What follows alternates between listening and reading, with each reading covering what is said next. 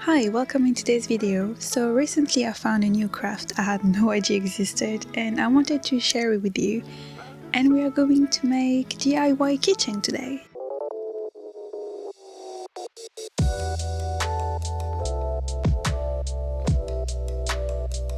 I did make a few in the last couple of days to test it out and this is how they came out. Some are a lot smaller than I thought and that I would want them to be, but I found them really cute and they were just tests anyway. And this is what we are going to do today. And here's what I'm going to use. Starting with shrink plastic. To keep it short, this kind of plastic reduces its size and gets thicker in contact with heat. In this case, I'm using printable shrink plastic, but you can also use color pencil or markers to draw on them.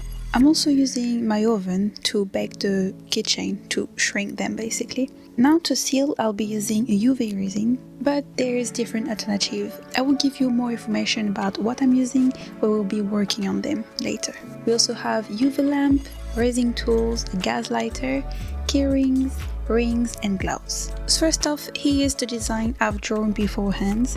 We have a little witch and also some crystals. So this is what we are going to print and work with today.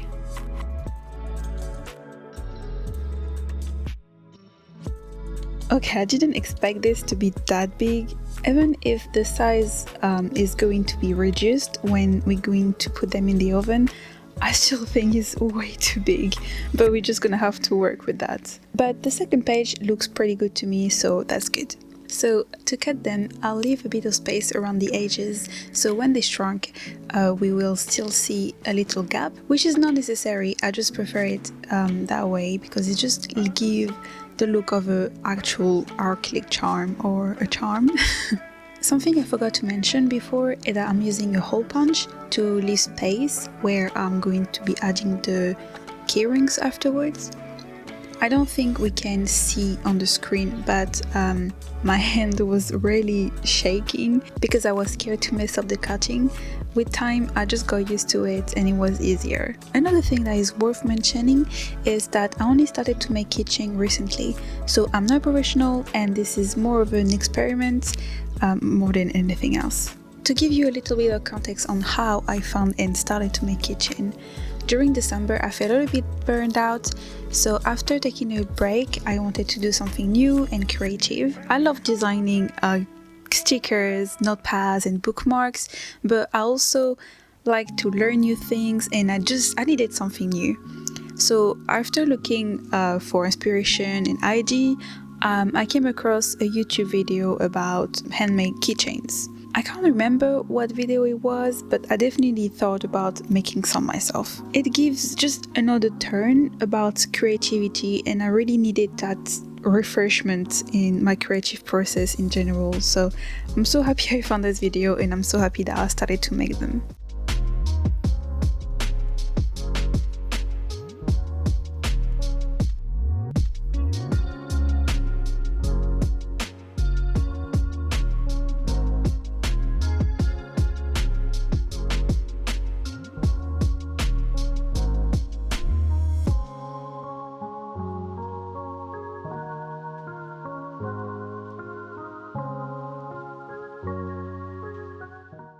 Here I'm using some parchment paper. I'm laying the pieces on the paper to bake them. I'm also sorry for this setup and I was filming with my phone at this time. My oven is old and doesn't have a light inside, so that's the best I can do. But I just wanted to show you when is baking because I found this step really fun and satisfying. But for baking instruction and oven temperature, I used the instruction given with the shrink paper. Immediately out of the oven, I press on the pieces while they are still hot and make sure they will be flat.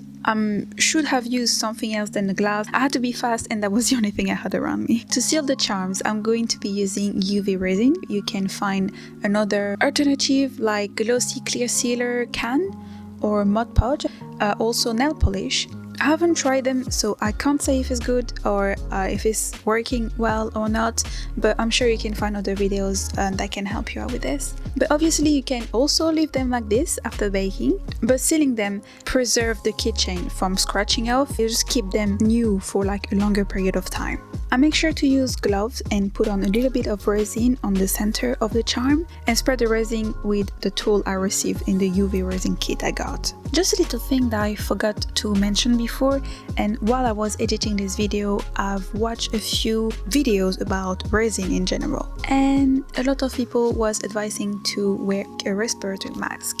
And I didn't, because I thought the resin I was using was fine, because it's not like, you know, the resin that you mix with other things and whatever.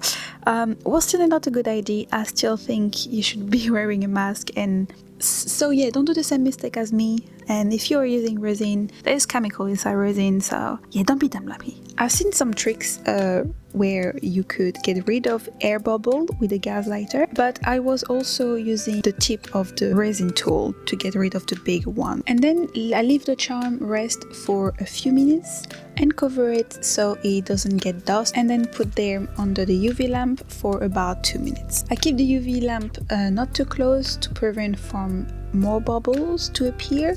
I don't do it that often because most of the time I forget about it, but I try to do it when I can remember. And I repeat this step for the rest. I then let them rest for a couple of hours. While my camera ran out of battery, I did put another coat at the back of each keychain, and this is how they look like.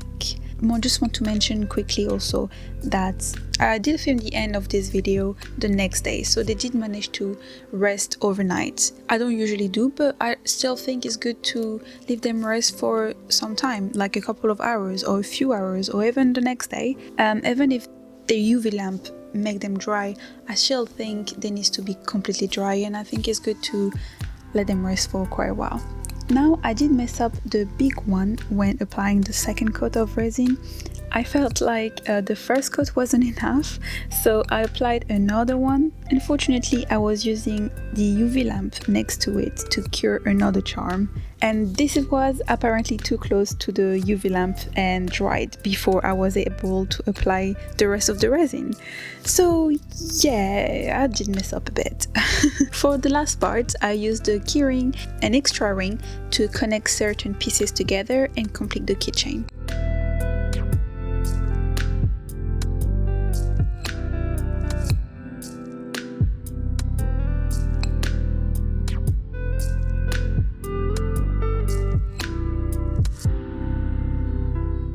The process of making keychains is really relaxing to do, and I hope you enjoy watching it as much as I enjoyed making them. They are not perfect. I feel like every time I'm doing a video something goes wrong, but I haven't been making keychains for that long, and I'm not a professional, as I said, so I just wanted to share something with you.